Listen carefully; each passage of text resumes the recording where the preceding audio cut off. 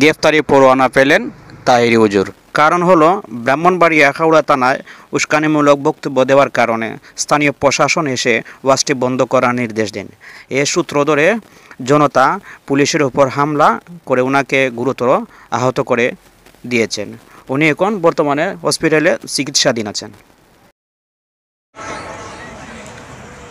যারা হাজির হয়েছেন তারা আবারও বারবার প্রমাণ করেছেন সুন্নিরা কখনো সিন্নি খাওয়েন না, সুন্নি নয়। বিরানি খাওয়েন না, সুন্নি নয়। লাল চোখে ভয় পাওয়ার সুন্নি নয়। হককে গোপন করে রাখার মতো আমরা প্লেয়ার নয়।